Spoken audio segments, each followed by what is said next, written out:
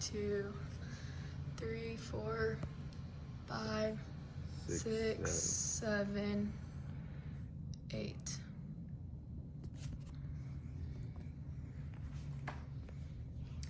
I would like to ask you a few questions. Have you ever, or do you know someone who has been in a car crash? Now, do you know somebody who has been seriously injured or ejected from a car during a car crash? I ask you these questions because today I am going to convince you to wear your seatbelts at all times when entering a vehicle. Why you should buckle up. Today I'm going to persuade you to buckle up when you get into the car by explaining the safety benefits, how it can be safer, and how you could potentially save your own life. To start off my speech, I would like to introduce the ways one can benefit from using their seatbelt when they get into the car to go somewhere. By fastening your seatbelt, you receive many benefits. One reason people should buckle their seatbelts is because of the safety benefits.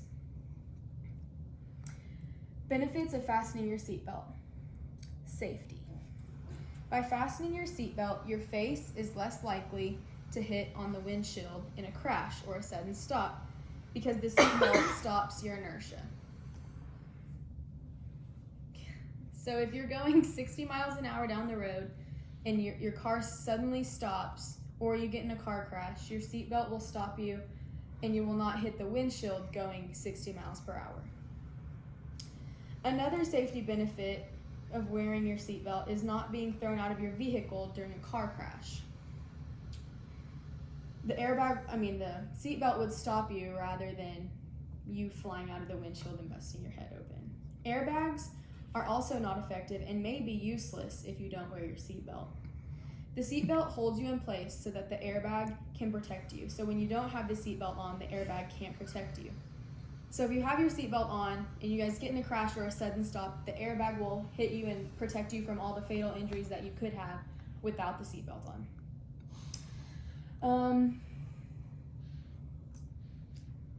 The next benefit of seatbelts is that if you make your friends and family wear them, you can potentially save their lives. By making your passengers buckle, you are keeping them safe. The NHTSA found that unbelted occupants were 18 times more likely to be ejected than those wearing seatbelts. Some people think that being thrown from your vehicle is better. However, that could not be farther from the truth. It is way, way, way more harmful to be thrown out of your vehicle than it is to be hit with an airbag. One of the hardest things about telling people to buckle is finding a polite way to do so without sounding bossy. No one wants to make people do what they don't want to do. 2 words for young adults: buckle up. 58% of passenger vehicle occupants aged 18 to 34 were killed in car crashes in 2015. They were all unrestrained. The last benefit to buckling your seatbelt is no ding on the webs. On the website Vision Hero, they said, "We're with you. That ding ding noise your car makes when you don't buckle is annoying. However, there's an easy way to make it go away. Many times people will only buckle to make the noise go away. Little do they know they're giving themselves a safety benefit by doing so."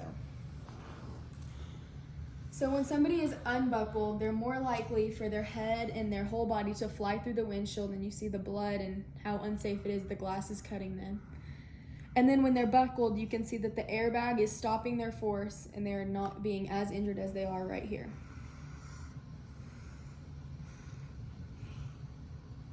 Now that I have explained the benefits of buckling, I'm going to explain how to buckle. Buckling when you get into the car takes little to no effort. One way people buckle is across their chest and across their waist. This is the correct way to buckle. Safety First stated that buckling this way protects you from frontal crashes, fatal injuries in crashes, and it also protects your head, your neck, and your chest. Another way that people sometimes buckle is across their waist and behind their backs. This is an incorrect way to buckle, and it could be way, way more dangerous.